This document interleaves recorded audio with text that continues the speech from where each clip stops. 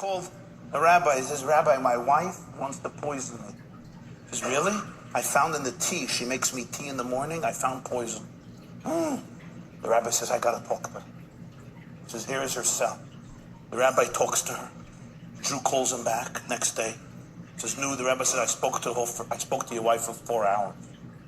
If I were you, I would drink it. So Jews, that's what Rabbi Kanelsky meant when he spoke about the power of the Jewish woman. Shine. It's just a joke. Relax. Relax. I love women. I love women. I even married a woman. It's a big thing today. Don't underestimate it. Don't underestimate it. Not only that, my mother is a woman. My grandmother was a woman. My great-grandmother, all the way back to Eve. And then the apes and the monkeys, I don't know what they were. So my friends, you understand what I'm telling you.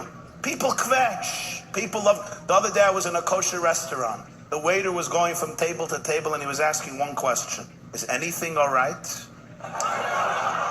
So it is. Jews complain. They love complaining. And they love complaining more. You ever see Jews on an airplane?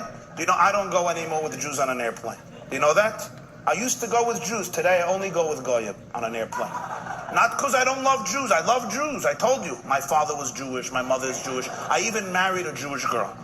My kids are half Jewish. My kids are Jewish. But not to fly. Not to fly. You know why? Because they don't sit down. You ever see Jews on an airplane? They don't sit down. You remember Tower Air? There was an airline, Tower. Olav Hashalom. I say Kaddish for it every year, but I'm very happy. So New Year's, Hanukkah time, we once landed in Tel Aviv. So the captain gets up and he says, to all those who are sitting, Happy New Year. To all those who are standing, Happy Hanukkah. That's how it is. You ever see Gentiles on airplanes? They walk in 4 hours before. They sit down and they sit like this, like Marines. And they don't come with baggage. They read those magazines in the seats. You ever read those? Jews don't read those magazines. But Gentiles read them. You ever see Jews? The first of all, they come late. And they come with peklak, with baggage and suitcase. They're flying to Montreal, for heaven's sake. It's an hour flight. They come with baggage. And they open up every compartment. They go back and forth. Boom, boom, boom, boom, boom. And finally, after 2 hours, the flight attendant starts screaming at him and says, sit down, the whole flight is waiting for you. He turns to his wife and says, she's an anti-Semite. The Holocaust is not going to happen again. I will not listen to her. And then he says, I forgot my food. They open up, they all bring food. They bring sushi and hard-boiled eggs and sponge cake and polkas. They bring polkas of chicken. That's what they bring. And they all bring 9 books. It's an hour flight, but they have 9 books. I say, what the hell do you need 9 books for? He says, you never know what happens to airplanes these days.